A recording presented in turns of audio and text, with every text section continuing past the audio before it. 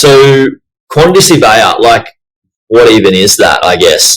Walk us through what, just for people listening, what is a quantity surveyor, and why is, having one important for your team, in your property investment journey?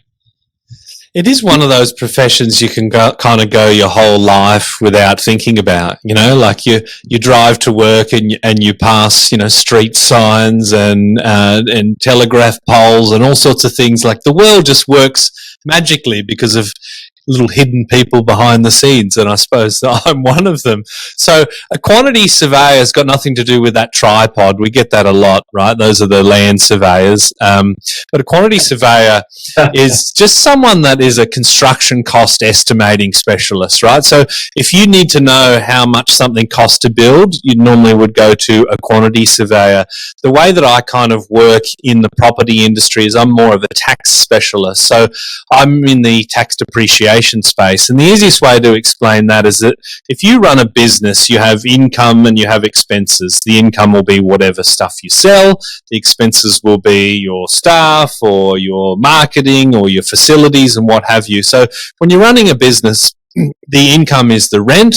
The expenses are things like your interest component of your loan, your property management fees, and tax depreciation is an on-paper expense. And what that really is just us coming out and doing a report, a bit like a valuer does, and then getting all of the assets within the property, calculating their decline in value over time, which we get from the tax office, and then it just essentially helps people to pay less tax.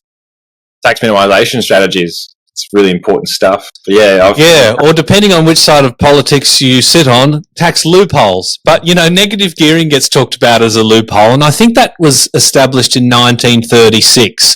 So I think if you're going to call it a loophole, it's got to be something that's kind of like newly found and not really intended for the purpose. Negative gearing does not qualify as a loophole in my view.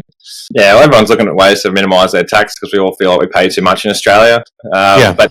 But like, when's it, like, this is a sort of a question, is you get people asking, well, one, what is a quantity surveyor? There you go. Fantastic. Thank you for that in-depth description. Yep.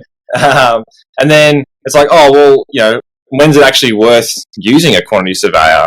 And I usually go, well, go talk to Mike, but you're here now, so do you want to jump in? Way to make me do all the heavy lifting, I suppose. I'm the guest. Also, what I expected. Also, I'd like to maybe frame that up as well as, like, because I was looking at a quantity surveyor with two of my properties, and I thought, okay, I might get it. And Sam was like, well, maybe it's not worth it for those types of properties based on how old those assets are. So maybe, like, when is it worth having one, or like what sort of assets it's worth having one for, and what it's like maybe not worth having one for, if that is even a thing.